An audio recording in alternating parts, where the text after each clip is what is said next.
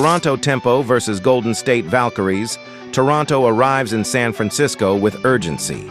The Tempo sit at 10-19, 6th in the Eastern Conference, carrying a 5-8 conference record and a difficult 4-8 mark away from home. Golden State 4-8 mark away from home. Golden State enters from a much stronger position at 20-9, 3rd in the Western Conference at 7-6 against conference opponents and 12-4 at Chase Center. The contrast is immediate. Toronto is trying to stop a road-losing streak, while Golden State is protecting one of the league's strongest home records and attempting to strengthen its position near the top of the West. The season series has been one-sided. Golden State owns a 2-0 advantage, winning 83-75 in Toronto and then 96-79 at home. Now the Valkyries have an opportunity to complete the 3-game sweep. The matchup projection is equally decisive, giving Golden State an 81.8% edge compared with Toronto's 18.2%. That gap reflects more than the records. It reflects a Golden State team that has consistently defended at a higher level and a Toronto group that has struggled to prevent opponents from dictating games. Toronto's offensive numbers are actually the stronger of the two at first glance. The Tempo average 87.8 points per game compared with Golden State's 82.6. Toronto also shoots 45% from the field, while Golden State is at 42.1%. The Tempo average 20.0 assists, 31.2 rebounds, 7.0 steals, and 3.1 blocks per game. Their season player table also shows 13.9 turnovers per game. Golden State averages 82.6 points, 32.0 rebounds, 18.8 assists, 7.6 steals, and 4.1 blocks. The Valkyries turn it over only 10.4 times per game, an important difference in a matchup where every possession could matter. Their shooting profile shows 42.1% from the field, 35.2% from three, and 77.1% at the free throw line. Toronto's shooting table gives the Tempo a 45.0% overall field goal rate. Marina Mabrey has carried much of that offense, but there is efficiency deeper in the rotation. Julie Allemande is shooting 55.2% from the floor and 41.8% from three. Nyara Sabali is at 54.0% overall and 41.7% from beyond the arc. Isabel Harrison is converting 50.3% of her field goals and 39.5% from three. But the most important team statistic may be on the other side of the scoreboard. Toronto allows 93.7 points per game. Golden State allows only 77.0. That is a massive defensive separation. Toronto may generate more offense, but the Tempo are giving up nearly 17 more points per game than Golden State. The Valkyries do not need to win by overwhelming opponents with raw scoring volume. They can win by shrinking possessions, forcing difficult shots, protecting the ball, and preventing opponents from establishing sustained offensive rhythm. That is exactly why this matchup is so challenging for Toronto. The Tempo's greatest strength, their ability to score, runs directly into Golden State's greatest strength, defensive resistance. Toronto's season is built around Marina Mabrey. She leads the team at 20.9 points per game across 27 appearances, playing 29.4 minutes per game. She adds 3.5 rebounds, 3.7 assists, and 1.0 steal, while shooting 44.2% from the floor, 38.7% from three, and 88.5% from the free throw line.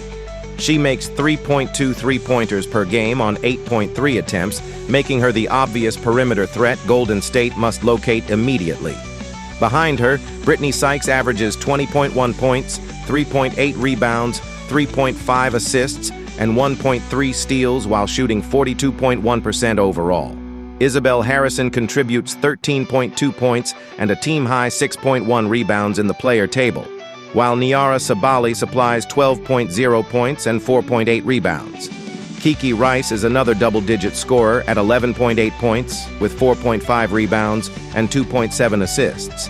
Toronto also has a true distributor in Julie Allemande. She averages 6.6 points but leads the Tempo with 5.5 assists per game, while also producing 3.2 rebounds and 1.5 steals. Her 3.2 assist-to-turnover ratio stands out. When Toronto's offense is functioning cleanly, Alamon can organize the possession while Mabry, Sykes, and the other scorers attack. Golden State is built differently. Gabby Williams leads the Valkyries at 14.9 points per game, but the scoring responsibilities are distributed much more evenly. Janelle Salaun averages 13.2, Veronica Burton 12.2, Cecilia Zandalasini 8.3, Kayla Thornton 8.1, and Tiffany Hayes 7.5. Williams adds 3.3 rebounds, 2.2 assists, and a team-leading 1.6 steals while shooting 41.6% from the floor, 35.3% from three, and 73.1% at the line. Salaun gives Golden State 3.9 rebounds while shooting 42.1% overall and 39.7% from three. Then there is Veronica Burton, whose impact extends far beyond her 12.2 points. Burton averages 5.5 assists, 3.3 rebounds, and 1.3 steals with a 3.3 assist-to-turnover ratio. She shoots 42.3% from the field, 36.8% from three, and 80.8% at the line. Golden State can put the ball in her hands and trust her to organize possessions without consistently giving opportunities back to the opponent. Inside, Kayla Thornton averages 5.0 rebounds, while Kaya Stokes leads Golden State at 5.2 rebounds and 1.9 blocks per game. Stokes provides exactly the type of rim protection that can become important when Toronto's perimeter attack forces defenders into rotations. The recent results reinforce the difference in trajectory. Toronto has lost 5 straight. The tempo fell 96-79 at Golden State, 104-72 at Minnesota, 100-93 at Minnesota, 109-83 against Las Vegas, and 111-92 against Atlanta. That stretch is concerning not simply because Toronto is losing, but because of the margins. 4 of those 5 defeats came by at least 17 points. The Tempo have surrendered at least 96 points in every game during the 5-game skid and have allowed 100 or more 4 times. The offensive production has also fluctuated dramatically, including the 72-point performance at Minnesota. Toronto is therefore entering this game searching for both defensive stability and offensive consistency. Golden State's last 5 have been much more encouraging. The Valkyries beat Toronto 96-79, lost 91-89 at Phoenix, lost 90-82 against Washington, beat Washington 74-69, and defeated Indiana 88-75. That is a 3-2 stretch, with the 2 losses coming by a combined 10 points. More importantly, Golden State held 3 of those 5 opponents below 80 points. Even when the offense has not exploded, the defense has given the Valkyries a chance to control games. The central individual matchup would normally begin with Mabry against Williams. Mabry is clearly the higher volume scorer. Her 20.9 points and 38.7% three-point shooting make her Toronto's most dangerous offensive weapon. Williams brings less scoring volume at 14.9 points but offers two-way activity, particularly with her 1.6 steals. Mabry wants to stretch Golden State's defense. Her ability to generate three-point volume can completely change Toronto's offensive ceiling. If she begins hitting early, Golden State cannot simply sit in conservative coverage. Defenders have to extend, which creates additional driving and passing space. Williams can influence the game in a different way. She does not need 20 shots to leave her fingerprints on the matchup. Defensive pressure, transition opportunities, and timely scoring can all tilt possessions toward Golden State. But there is a major complication for Toronto. The injury report lists Mabry as out with a neck issue. Toronto also lists Ornella Bancole out by coach's decision, Aniza Morrow out for a non-injury related reason, and Brittany Sykes out with a foot issue. Those absences dramatically alter the offensive equation. Mabry and Sykes are Toronto's 2 leading scorers at 20.9 and 20.1 points per game. Removing both means the Tempo potentially lose more than 40 points of average scoring production from their normal personnel. Toronto therefore needs secondary players to move into much larger roles. Harrison and Sabally become especially important around the interior and mid-range areas. Kiki Rice needs to create more offense. Alamon's playmaking becomes critical because Toronto cannot afford empty possessions against this Golden State defense.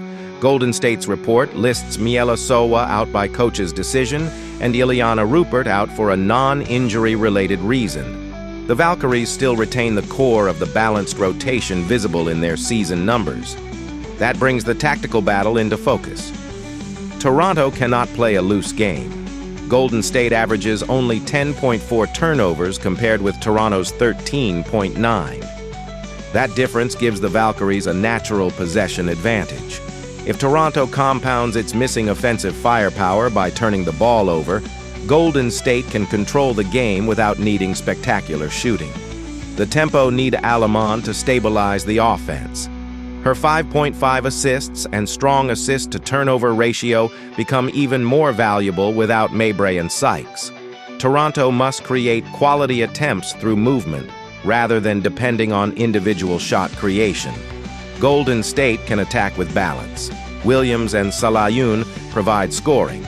Burton controls distribution. Thornton and Stokes contribute on the glass, and Stokes gives the Valkyries a significant defensive presence around the rim. Rebounding is close statistically, 32.0 for Golden State and 31.2 for Toronto, so neither side owns an overwhelming season-long advantage there. But Golden State's defensive structure makes those rebounds more valuable. Finish a defensive possession, secure the ball, and Burton can immediately begin organizing the next attack. Perimeter shooting is another key variable.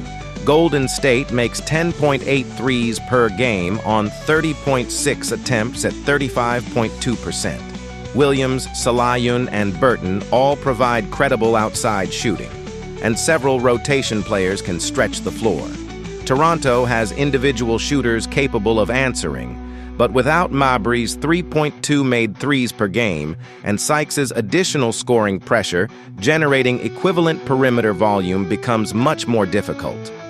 Golden State should test Toronto's defensive rotations relentlessly.